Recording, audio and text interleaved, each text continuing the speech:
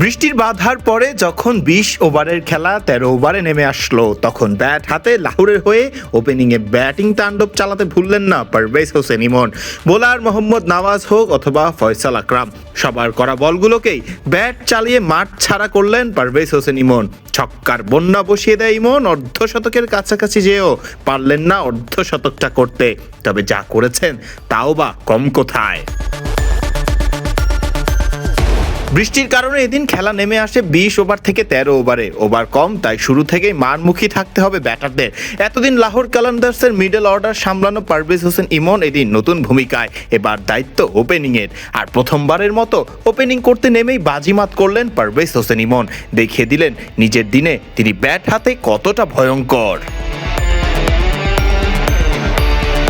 মোহাম্মদ নওয়াজের মতো বোলারের এক ওভারে ইমন নিলেন ১৯ রান, এক জোড়া ছক্কা, সাথে একটি চার, একটি সিঙ্গেল এবং ২ রান নিয়ে মোহাম্মদ নওয়াজকে পারভেজ হোসেন ইমন জানান দিলেন, দেখে নাও আমি ভয়ঙ্কর হলে ঠিক কতটা ভয়ঙ্কর হয়ে উঠতে পারি।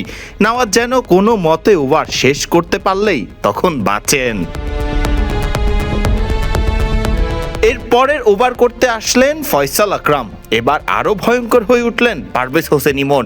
এবার ছক্কার হ্যাট্রিক, ধারাভাষ্য দিতে থাকা ধারাভাষ্যকার তো বলেই বসলেন, ইমন ৬টা ছক্কার মারার পরিকল্পনায় আছে নাকি আবার। ৫০-এর কাছাকাছি যেও শেষ পর্যন্ত সাজঘরে ফিরতে হয়েছে ইমনকে।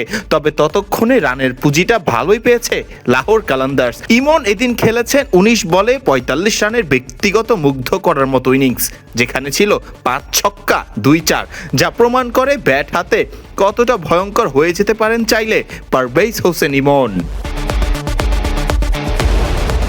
ফারদিন রহমান সকাল, বিডি ক্রিক টাইম।